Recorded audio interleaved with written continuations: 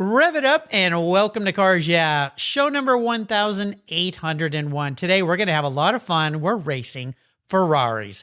Be prepared to be inspired. This is Cars Yeah, where you'll enjoy interviews with inspiring automotive enthusiasts. Mark Green is here to provide you with a fuel injection of automotive inspiration.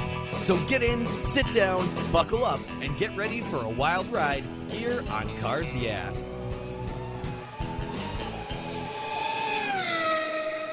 Hello, inspiring automotive enthusiasts, and welcome to Cars Yeah. Today I'm in Mooresville, North Carolina, but I might as well be in Maranello, Italy, a home of Ferrari, of course, because I'm with a very special guest by the name of Brad Horstmann. Brad, welcome to Cars Yeah. Do you have it in gear, and are you ready to release the clutch?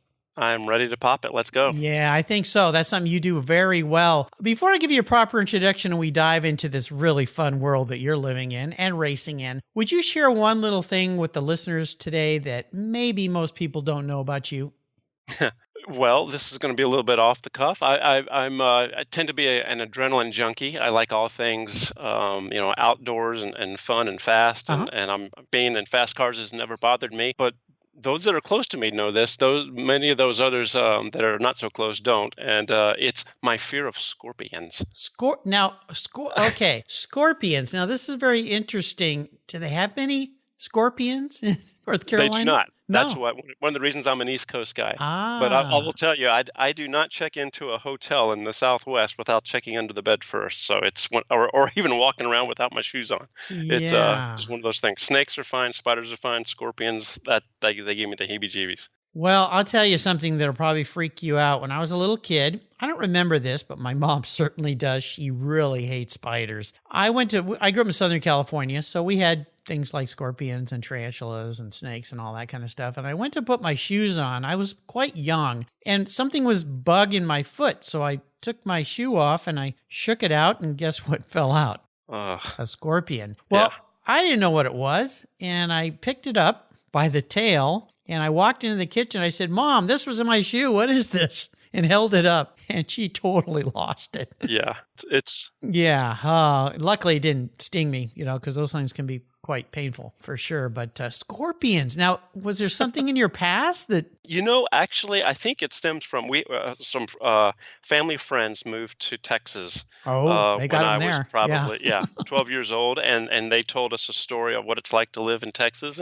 And one night there was a scorpion under the covers, and I think that just, like I said, it set me for life to kind of be fearful of those things.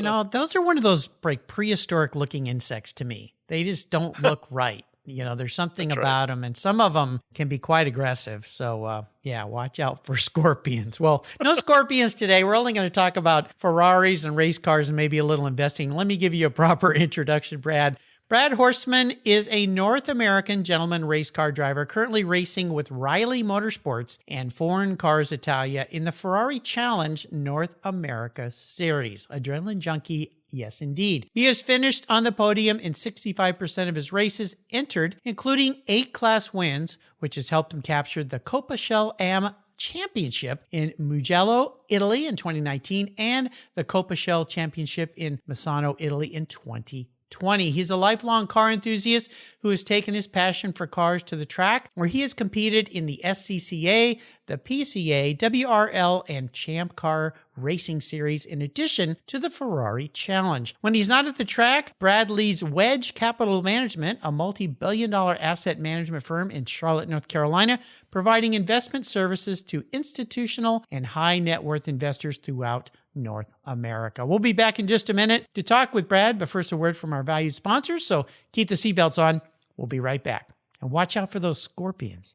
The best way to protect and preserve your vehicles, along with the meanings and memories and experience that they give you, is with a quality-made, custom-fit car cover from my friends at Covercraft. I purchased my first Covercraft cover for my 1967 Ghia way back when I was in high school in 1975. At covercraft.com, you'll find a multitude of indoor options, including form fit, fleece satin, and their very unique View Shield. That's right, you can see your car right through the cover. But it's the sun that you really need to worry about. Quality outdoor options include Weather Shield HD and HP, Sunbrella, Reflect, Carhartt, Evolution, and Noah. Covercraft protects cars, trucks, motorcycles, RVs, trailers, and watercraft too. Your cover is custom tailored for your special vehicles and manufactured with the quality and attention to detail that's been their standard since 1965.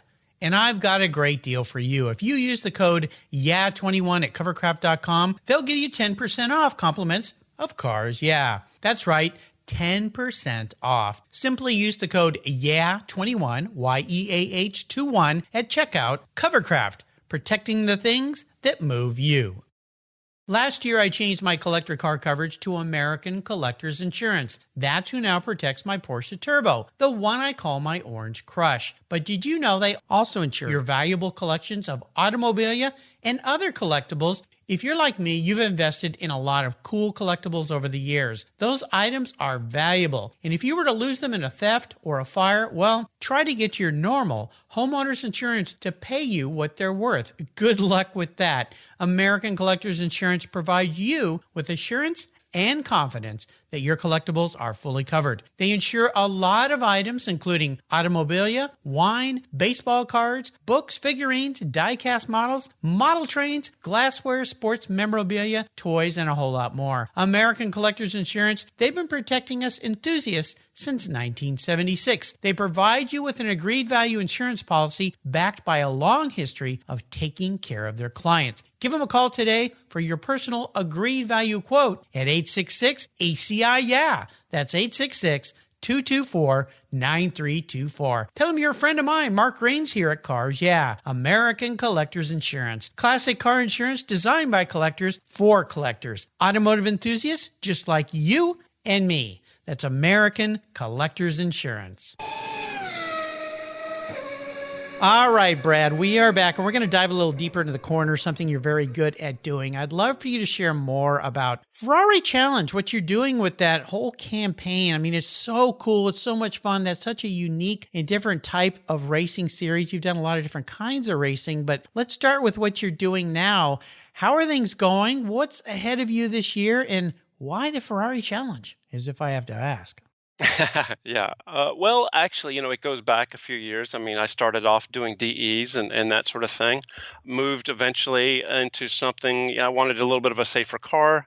So I went into a race car. A friend got us going in Miatas. And said we should start racing in spec Miatas, which we did in the SCCA and had a ball in those and did a few races there. From there, moved on to doing some PCA races, Porsche Club of America. And then, it's funny how these things happen. Just one thing leads to another. And eventually, I was looking to upgrade my Porsche 911 Cup car that I was driving at the time, but met some other people that talked me into going Ferrari Challenge racing and haven't looked back. And it's been like you said, to do some of the things that we've done, racing a Ferrari, it's a wonderful handling car. It's everything you would think it would be. Super quick, handles really well. It's a great season for particularly someone like myself. I have a job that I'm working Monday through Friday, running a business, and we don't have a lot of weekend commitments. There's essentially 7 weekends a year, the 7th usually being the World Finals and somewhere in Europe. In the last few years, we've been in Italy. So what a wonderful experience to race a Ferrari in Italy. Now, that's called scope creep.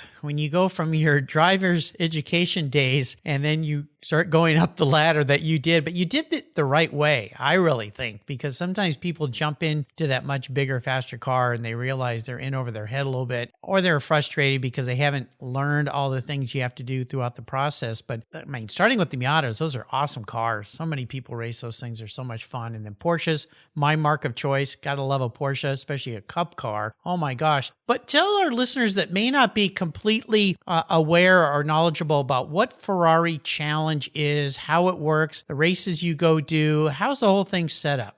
Yeah, sure. So Ferrari Challenge, we're IMSA sanctioned series. It's sort of on par. You being a Porsche fan, for those that are familiar with Porsche, there's what's now the Carrera Cup. It seems like that's going to be a fairly competitive series actually this year. But in the past, racing the GT3 Cup series, it was sort of on par with that. Only Ferraris. Lamborghini has the Super Trofeo series. Ferrari has the Ferrari Challenge series. Within the series, there's 4 classes. As you mentioned on the introduction, I've started off at the bottom what's called the Copa Shell AM class. You then move up from there to Copa Shell. This year, my third year, we've moved up again as we're defending class champion in Copa Shell. They've put us in the Trofeo Pirelli AM class. And then at the top is the Trofeo Pirelli class. Many of race fans that follow WeatherTech and some of the other series probably know Cooper McNeil in the WeatherTech series. Cooper's one of the better drivers. He's the best driver. In fact, he's won the championship, I think, the last 3 years in a row now in the Trofeo Pirelli class, which is, we're all chasing Cooper at this point. So that's how it's based, and it's based mostly, those classifications are based on your experience and ability. So sounds like so much fun. So what type of Ferrari are you driving then? It is, our current car is a 488 Challenge car, Challenge Evo. We've raced it, the Challenge 488 Challenge car, for 2 years, and then we received an Evo upgrade last year, which Evo just next evolution. But basically, the changes were mostly to aero, which has helped tremendously, and there's a little bit of mapping in terms of the traction control and some other things. Braking, some of the electronics were upgraded. A new wing, also for aero. So those are the cars we're racing now. I think we're going to be racing those for another 2 years. So the factory at Ferrari, they build these cars for this specific series, right? They build a track-ready race car for you. Is everybody's car the same? So you're dealing with skill set and everyone's in the same cars? You think of going way back to the IROC series, the Porsches, the RSRs, where they had all these famous drivers and all the cars were pretty much the same specs. Is that the same with what you're driving? Yes, it is. Ferrari builds these. We buy them from the factory through New Jersey, which is Ferrari Motorsports of North America. And the tuning on the cars is minimal. It's a little bit more like a GT4 car in the sense that it doesn't have all of the tools at your disposal like you might find in a GT3. It's toned down a little bit to keep everything a little bit more in line cost-wise and more competitive so that it does come down to the driver.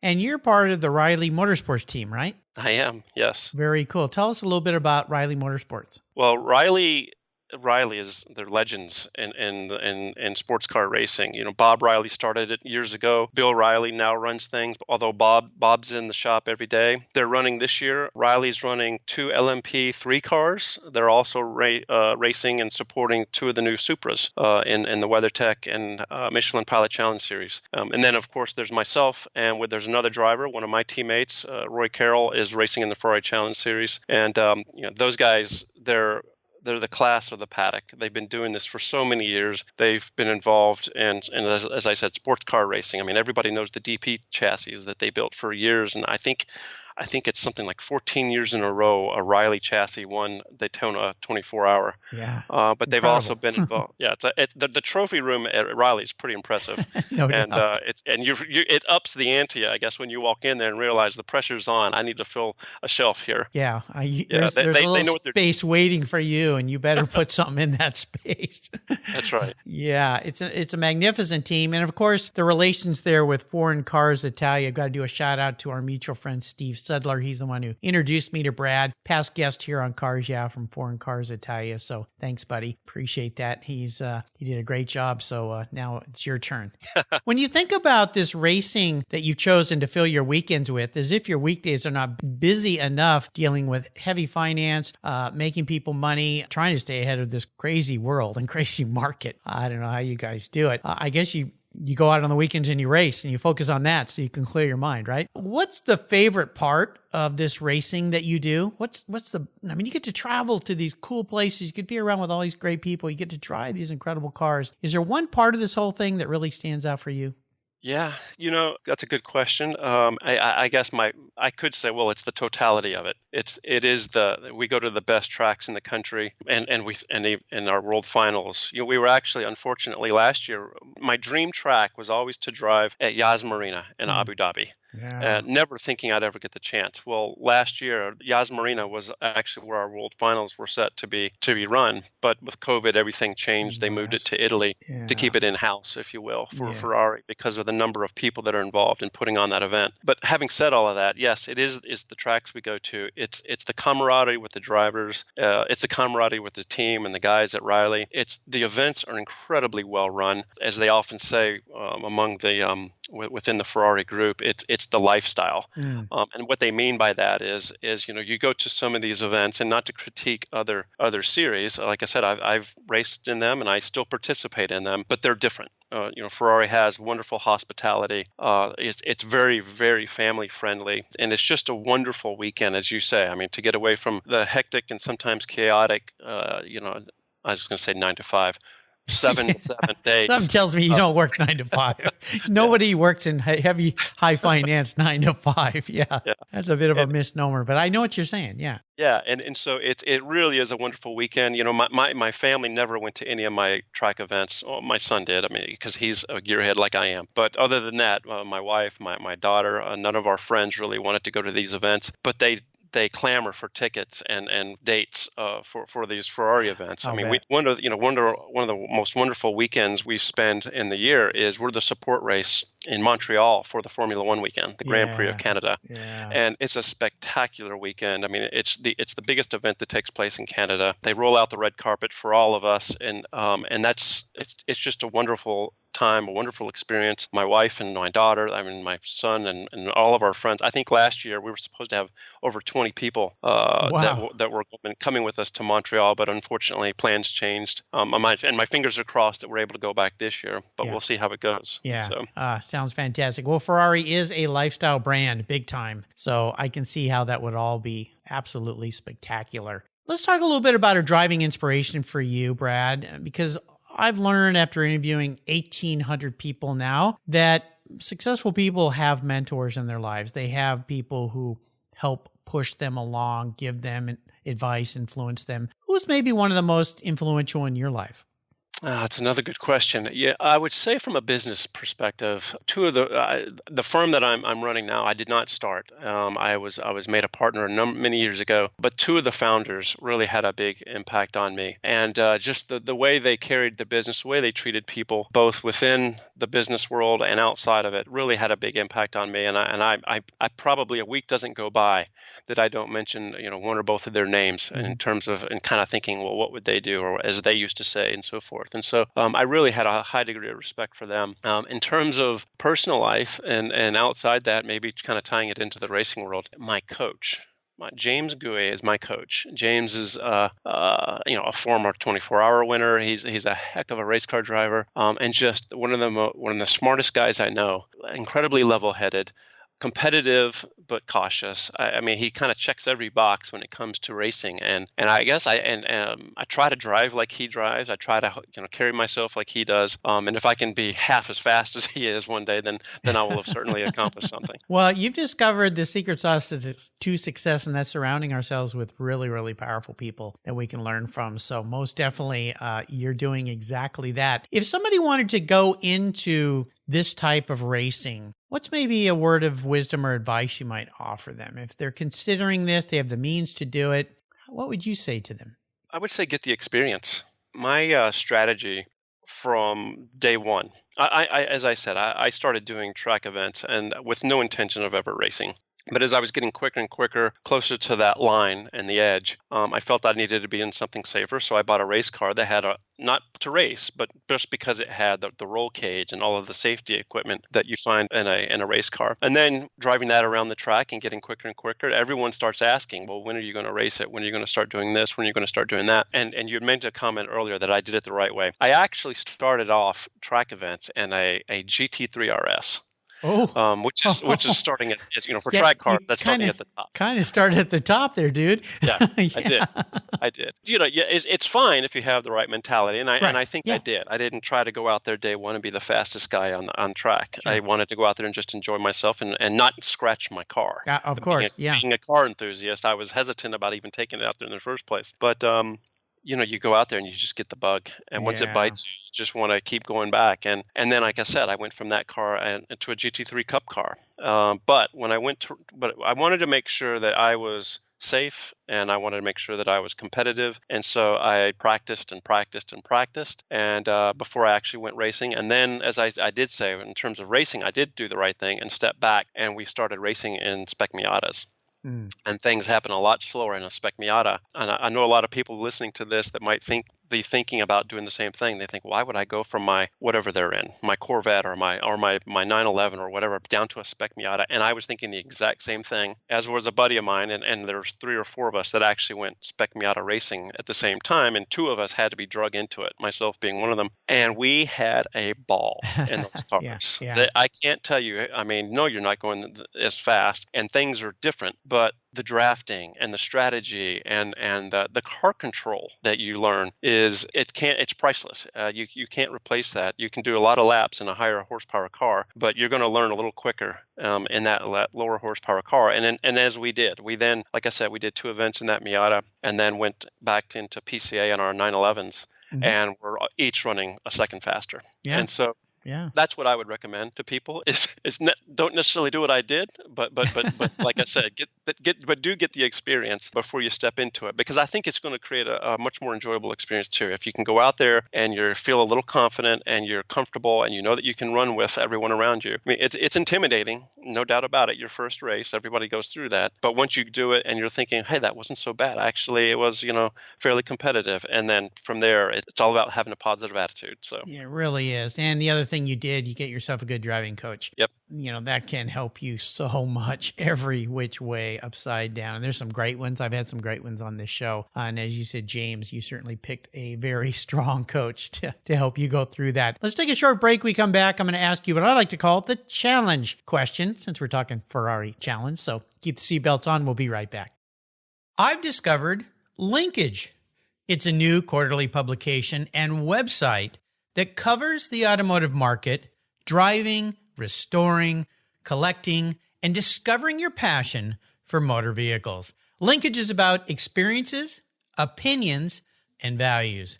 Linkage is an actual informed, reasoned opinion based on first-hand experiences. A talented Linkage team covers the automotive world, the people who share your passion and mine, smart, considered, rational, and experienced opinions, ones you can learn from and grow. That includes our passion that drives auctions and the collector car market. So come with me and join us on this journey. Join Linkage. Linkage, geared for the automotive life. Subscribe today at linkagemag.com.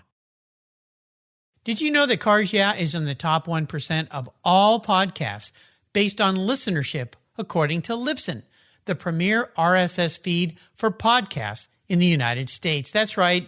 And Cars Yeah is the only 5-day-a-week automotive-focused podcast for you to get your message into the ears of thousands of listeners daily from all over the world. Plus, DuPont Registry recommended Cars Yeah is one of their top 10 car podcasts for you to enjoy. Cars Yeah has experienced tremendous growth, plus your ads are evergreen, meaning they never go away. And more listeners find Cars Yeah every day for their daily dose of automotive inspiration. Do you want to expose your brand to a highly targeted list of automotive enthusiasts in a very unique and very personal way? Well, I can help you. Contact me, Mark Green, at mark@carsyeah.com or through the website at carsyeah.com today to learn more. All right, Brad, we're back. So what's a huge, big, hairy, to quote Jim Collins in Good to Great, audacious obstacle, challenge, failure that you've faced? And you can tie this to personal life, you can tie it to business and finance, or you can tie it to racing. More importantly, though, along with this story, what was the lesson learned as you rolled through that situation? I have been very fortunate in my life not to experience many personal setbacks. Knock on wood. Like I said, I think I'm an outlier in that regard. So I'll tie one into racing. And you mentioned earlier Steve Sudler, and we've talked about Riley. When I made the decision to go race in the Ferrari Challenge Series, I was actually heading up to the VIR WeatherTech race and was going to talk with John Wright of Wright Motorsports, who I had bought my first Cup car from and was looking to maybe upgrade to a Gen 2 991 Cup car. And I happened to run into Steve Sudler the night before I was heading up there, and that's when he planted the seed in my head about going challenge racing. And they made a couple comments that sounded intriguing to me. Mm-hmm. James Gouet, who we've mentioned, actually had coached a couple drivers in this series, and I thought, well, let me bounce some of these ideas off of James and see what he says. And as I said, also, and see if he thinks I'd be competitive. And through a series of quite a few conversations over a 2-week period, we put a team together. Steve was actually hired at Foreign Cars to run the marketing, and one of his challenges was to put the team together, which we did, or he did. I then came along right in the middle of those conversations, and this all came together within 2 weeks. Wow. We were just reflecting on this a few weeks ago when we were coming back from Italy, actually, the last night in Rome, and we were just having dinner and having just won our second championship and reminiscing about how this all came together so quickly. Like I said, it really happened in a period of about 2 weeks. But now that was about Labor Day weekend. I guess it would have been 2018. And a lot of then work went into acquiring the car. Bill Riley was then getting trucks and equipment and everything together. We were then taking delivery of the car. Everything was just falling in place, and a lot of work went into getting shaking it down, me getting some seat time and practicing, all building up to our first event at COTA in 2019. And we started off the weekend on 2 practice days on Thursday and Friday, pretty quick, again, for our class. And Friday evening, we went out and on old tires and just get the car warmed up, get me warmed up. And the objective was to just run on those old tires for a few laps, come in, put on new tires, and then go out and do a mock qualifying session to prepare us for the next morning. To get ready for race 1 on Saturday. And I was on the radio. They said, okay, go ahead and pit this lap. And like 1 turn later, I spun into the wall, and that was it for the weekend. And so 6 months of work and preparation and building, and everyone was so excited through the dealership, through some fans, through the race team, my family, my friends, and then to tell everybody we're not going to be racing this weekend.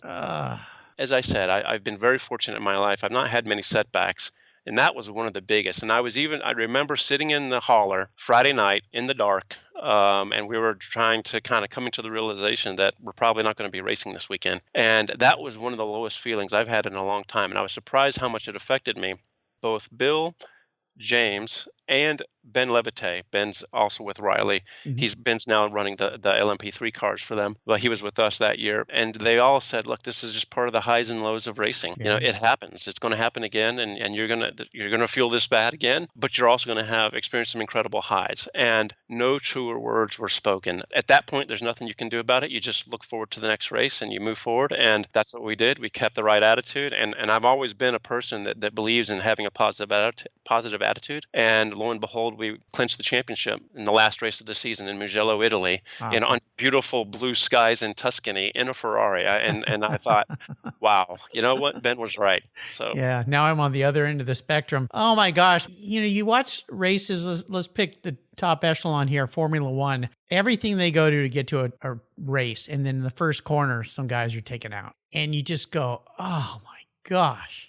I can't even imagine the frustration and the letdown, because as a driver with a team around you and people supporting you, letting all those people down. Because we all know at any level of racing, there's always a team involved, right? There's always people around you that support you and are doing things for you. Even if I race vintage cars, even with a family, I mean, my wife never rolled an eye on what I spent on vintage racing and would go to a weekend, and then, you blow up a motor. Did 2 of them at Sears Point, actually, in both the cars one time, and you just come home like, so frustrating. So, wow. Well, best thing is you didn't get hurt in that crash, right? Because that would have added a lot to that situation. You walked away from it, so very cool. But I appreciate you sharing that day. But yeah, racing. What's that phrase? That's racing. That's right. We've heard it 100 times. I would assume you have a bucket list somewhere out there. Maybe what's next on the agenda with this racing for you? Is there something you're looking down the racetrack at in the future? Well, the immediate future is this season. It's the next race, but really, we just want to be competitive, Hmm. if I could win another championship this year in this class, Trofeo Pirelli Am, well, that would be wonderful. As I mentioned, my son's also a little bit of a gearhead, and so he's fast. He's Is he? faster than I am. Yeah, the Oh, 20-year-old reflexes. There's something to be said about I those. know. What's with that? Yeah, yeah, and he spends more time on the sim than I do as well. So Ah, there you go. he just started last year. We did bought an MX-5 Cup car Oh, and did perfect. some Champ car racing, Yeah. and we're real competitive in that. But that wasn't really the place for it. We thought that ultimately we would move, or he would move into the MX-5 series. But we had so much fun doing some of this endurance racing that I think we're going to do some WRL races this year. I did one or two last year with a good friend of mine in a club sport, Nice. and we're looking to actually get a club sport now ourselves and do some endurance racing in that. So I'm looking forward to that. I think long term though, my personal ultimate goal probably would be to be, as I say, competitive at the 24-hour in Mm, Daytona. there you I go. think for some reason that's always been, a lot of people talk about Le Mans. I think for me, maybe Le Mans is a little too out of reach. I'm a little too old for Le Mans at this point, but I think I could maybe one day, be competitive in the 24-hour, but we'll see. Very cool. Well, and what a treasure to be able to spend this time with your son doing some racing together too. You cannot ever beat that. That's No, no absolutely doubt. spectacular. You hope your kids will talk to you when they become teenagers and 20 years old, and for him to want to actually spend time with me, Oh yeah. yeah, and do the things that we love, something like this together, it's wonderful. Absolutely. Yeah, magical for sure. So tell me about a really special car in your history. You've driven some magnificent race cars. You probably had some pretty cool street cars. Is there one car that stands out for you? And if so, what is it? And maybe share a story about that ride. Well, there's two. One of them is actually a car that a very special car that Ferrari was able to produce just for race car drivers. It's a Pista Piloti, and I think there were only 52 of those made, and it was offered to the F1 guys, the GT guys, and us. And that kind of has a special meaning to me. Yeah. But if I think back, I'm 53 years old, and so I grew up in the 70s. And whenever I see a red Gran Torino with a white stripe down the side, I think Starsky and Hutch. absolutely. Yeah. Those were pretty cool cars. I can't help but appreciate when I see on Mecum or Birachacks or some of these auctions, or just driving one down the road every once in a while. You might see one, a black Trans Am with the gold eagle on the hood. Those are pretty cool. But the one that stands out for me is my dad was never really much of a car guy, and when I was in high school, he bought a black and gold 280ZX. And that car basically, I mean, I wondered sometimes, did he buy that for himself? Was it part of a midlife crisis for him? Or did he actually buy it partially for me? Because I think I put more miles on that car than he did. He was very generous with the keys. Nice, And it was Dad. yeah, Yeah. no kidding. It was essentially my car from Friday night to Sunday night. And Wow. I can't tell you how many miles I put on that car. And it's kind of like your first love, I guess. Hmm. When I see one of those, a 280ZX driving around from time to time, you don't see them very often, and they're not necessarily big collector cars. Yeah. But I always have to stop and look. It was pretty special, and brings back some great memories of high school and some good times. So Well, that's usually what cars are all about for most of us. It's the memories, brings back the memories. Sometimes it's not really even the car. I always say, be careful. Old memories are like old girlfriends. Maybe they're best kept in the memory vault and not to go back to. Those cars are kind of coming back. I mean, you see in the collector car market, that era of vehicle becoming popular. They're still affordable for certain groups of people. Iconic. yep. So, yeah. Well, and the 280Zs in particular, and not to mention the 260s and the 240s. Yeah. Yeah, yeah, absolutely. Very cool. What a nice dad. Holy cow. That was very nice. Okay, I'm going to claw into your head a little bit here, Brad. If you woke up tomorrow and you were a vehicle, you were manifested as a vehicle, this isn't what you want to be. This is your personality in a vehicle. Could be a pickup truck or a station wagon, or it could be a Ferrari. What would you be and why? I probably I probably would be the car that I drive every day. And you mentioned you're a Porsche guy, and my everyday daily driver is a Porsche Cayenne Turbo. And it's black Yeah. interior. I mean, and so I guess I say that because it's an SUV. sport Mhm. utility vehicle. I mean, and so Yeah. it can do a lot of things. It can be sporty. It can be classy. It can be kind of elegant and athletic. And so it kind of has a lot of uses. And I, myself, I tend to be, generally speaking, a conservative, risk-averse person at Mhm. times. But as I've said before, I'm also going 195 at Daytona, and you're not thinking twice about it. And you're wishing the car would go faster too. Sure. So, and that's that Cayenne. It's actually my third one. I've said to many people that it's my all-time favorite car. Nice. And I, as I sit and think about it, maybe I like it so much because it reminds me of me. I don't know, but Well, it I could love be. that car. So Yeah, very nice. Perfect. Nice answer. Now, I found that most, if not all, successful people have found ways to give back to others. What are some of the ways that you do that? Well, I try to be the best leader I can be in my business.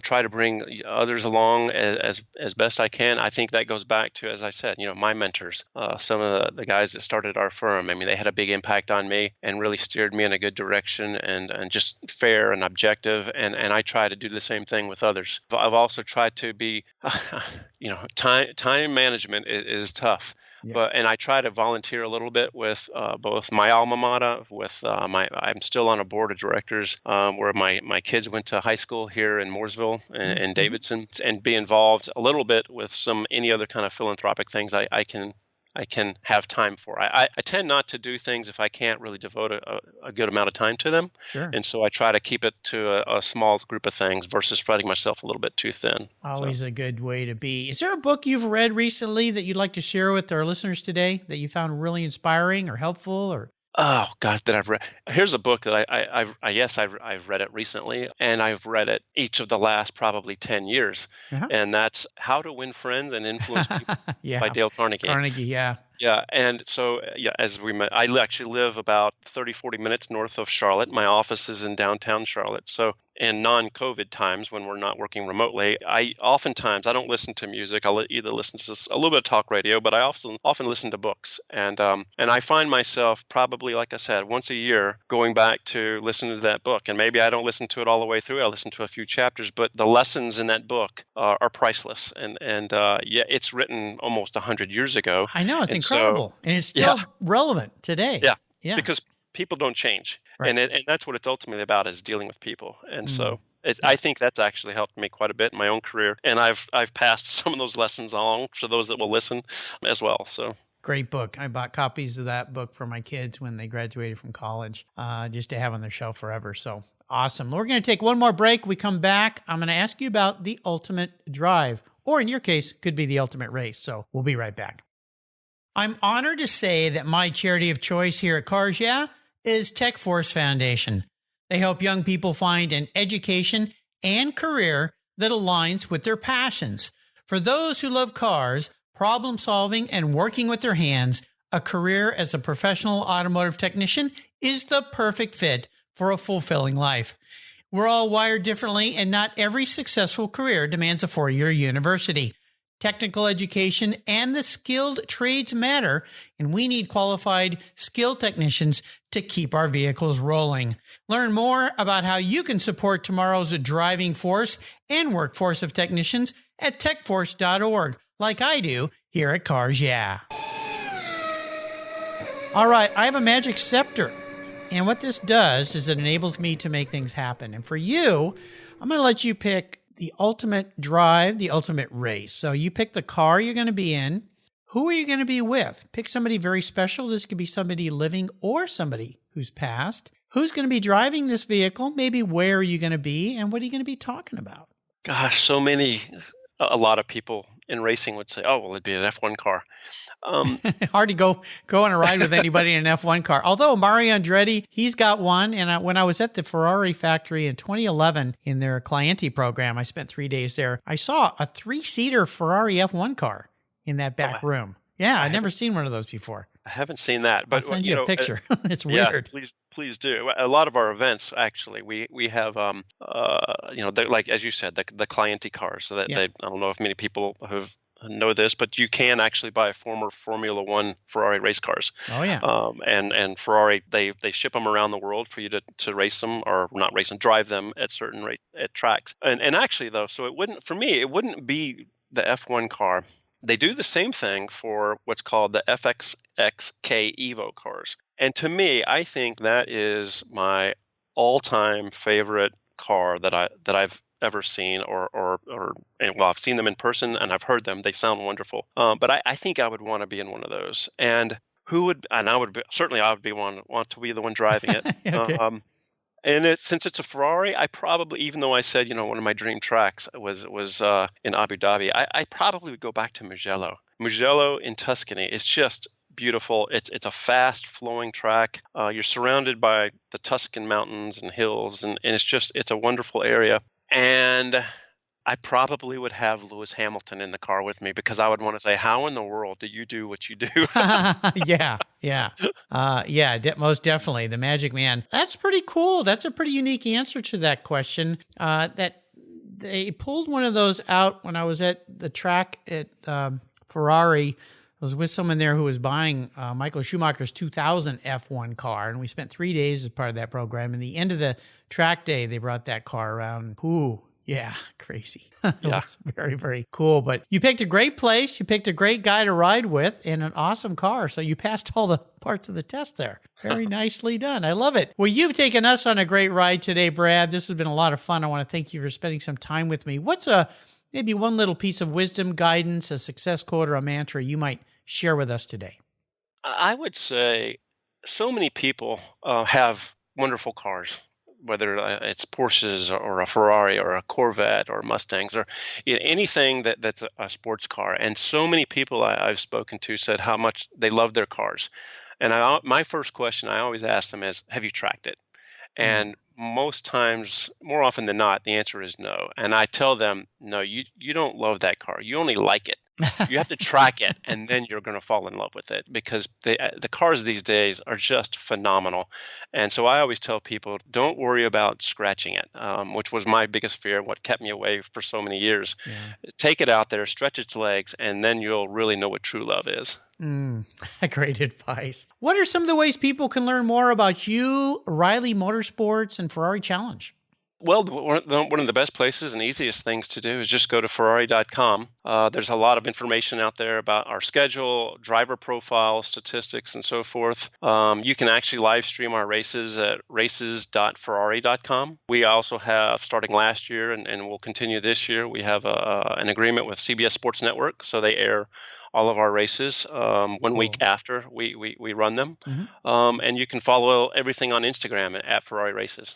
There you go. And how about Wedge Capital Management? We didn't talk about finance today, but that's part of what makes the world go round, and it enables people to go racing. What's the website for your business? WedgeCapital.com. There you go. I'll make sure I put links to all of these on Brad's show notes page so you can check out what he does and the fun that he's having. Again, a big shout out. Thank you to Steve Sudler for connecting me with Brad Horstmann. And by the way, Brad's last name is Horstmann. And Brad, thanks for being so generous today with your time, your expertise, and for sharing your racing life with all of us here on Cars Yeah. Until you and I talk again, I'll see you down the road. My pleasure. Enjoyed talking with you. This was a lot of fun.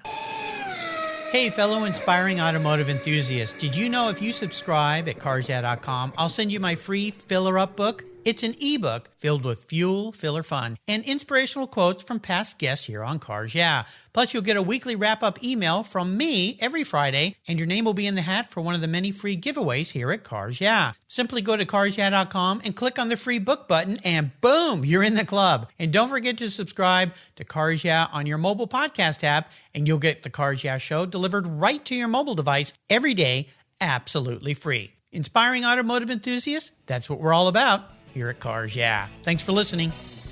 Thank you so much for joining us on today's ride here at Cars Yeah. Drive on over to carsyeah.com to find show notes and inspiring automotive fun. Download your free copy of Filler Up, a fun book filled with gorgeous photographs of fuel filler fun, including quotes from more inspiring automotive enthusiasts. Download your copy today, and we'll see you next time on Cars Yeah.